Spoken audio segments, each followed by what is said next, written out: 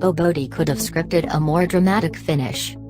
Close to 8 months after the Bulls and Timberwolves changed the faces and directions of their franchises, Jimmy Butler and Zach LaVine engaged in a shootout for the ages.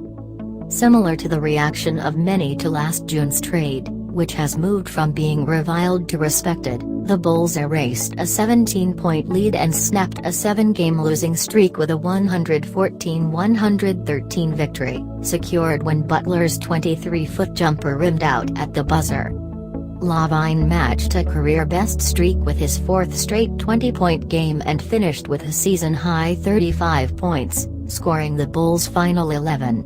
Those included 3 free throws with 18.4 seconds left when Butler fouled LaVine on a 3-point attempt. "I definitely fouled him," Butler said. "You never want to lose like that. But it happens sometimes." LaVine scored 15 in the 4th. Butler scored 13 of his game-high 38 in the final period, giving him 3 straight 30-point games for the first time in his career. "It just played out that way," LaVine said of the 4th quarter shootout. "I don't think either one of us is going to back down. At first, he was on fire, so I had a little bit of catching up. We definitely fought our way back. I got my points on him. He got some on me. His pump fake is still crazy." The whole night was that. LaVine called going up against the team that drafted and traded him cool, but kind of weird. Butler joked that the video tribute to him and Taj Gibson that aired in the first quarter reminded him never again to sport short hair. "You have to realize it's a business," Butler said. "Not a lot of guys stay in one place forever. They moved in a different direction. Good for them, honestly." Executive Vice President John Paxson visited Butler and Gibson in the post-game locker room. "It was cool," Butler said. "I think everybody knows I got a lot of love for this organization, this city, this fan base. Me and Taj talk about it all the time. This is where it started for both of us. It was great to see familiar faces. That's the type of guy Pax is, come in and say what's up, check in on me. I'm happy they're doing well. They deserve it. The city of Chicago definitely does." The city also had that snow day vibe to it, with schools closed and offices allowing employees to work from home. That even extended to the NBA, with both teams canceling their morning shoot-around. But instead of playing, Butler did what he always does, he went to work. 4 hours before the late tip-off, a familiar and unfamiliar sight unfolded at the same time.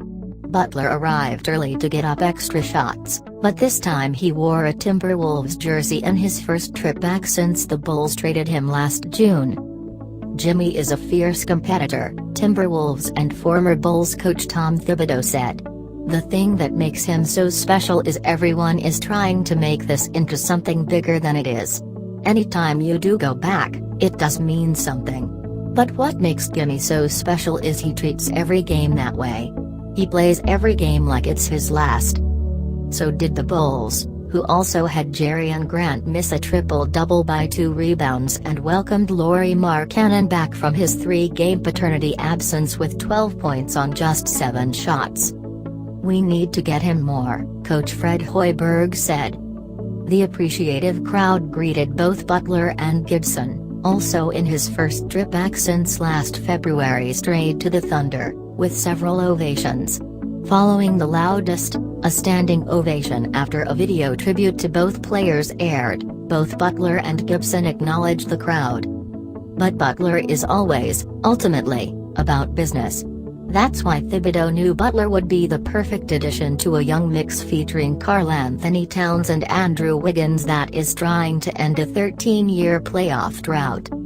"He has just changed everything," Thibodeau said.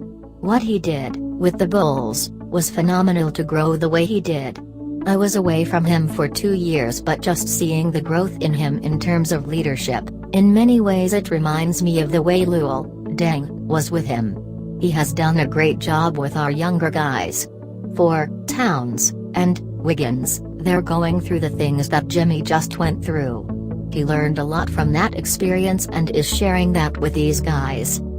Butler added 7 rebounds, 5 assists and 4 steals and appreciated the fans' reaction. "A lot of love and respect," Butler said. "It's great to see the fan base come out and watch me and Todd compete like we're still in a Bulls uniform, cheering for us, excited for us. This is where it all started. They remember us for that. We love them right back for it." Butler badly wanted to remain with the Bulls and, though he mostly took the high road publicly, was stung by the trade. In a phone interview last summer the day after the trade, Butler admitted as much.